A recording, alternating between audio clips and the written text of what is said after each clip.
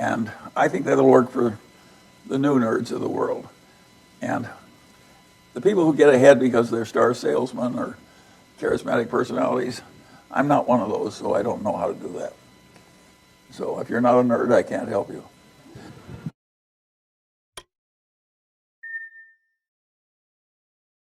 Similar to the question before on what advice you would give to young individuals with a passion for business and finance, what would you say is the best possible way for someone to expose themselves and expand their understanding of working in the business world without actually currently being involved in it? And how can I maximize my potential value to a corporation in the future by what I do right now? Well, that's a good question. And there's so many of you now who want to be rich by going into finance. And of course, that multitude is not going to all get rich. And of course, 99% will be in the bottom 99%. That's just the way it's going to work.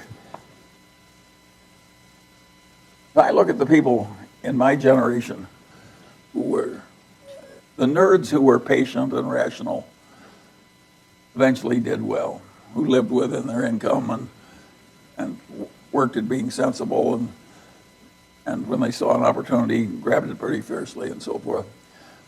And I think that'll work for the new nerds of the world. And the people who get ahead because they're star salesmen or charismatic personalities, I'm not one of those, so I don't know how to do that. So if you're not a nerd, I can't help you. And I think that the odds are that most people who try to do finance are not going to succeed. And there's a lot of wretched excess in it because easy money will always attract wretched excess. It's just the nature. It's like a bunch of animals feeding on a carcass in Africa. By the way, that's an image I chose on purpose. But no, so I don't think it's so pretty. And I don't think that modern finance is so wonderful. And in my day, a lot of the finance people were more like engineers. They were so chastened by the Great Depression and all the wretched failure that they really tried to make everything super safe.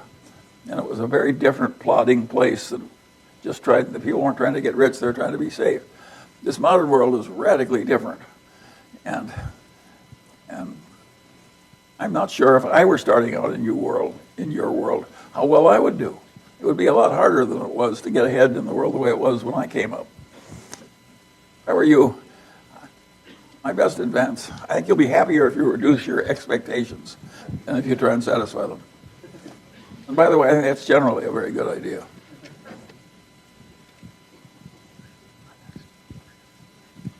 It sounds silly, but it's so obvious. You know how many of us are fairly content with pretty moderate success? That is worth knowing, because that's what most of us are going to get.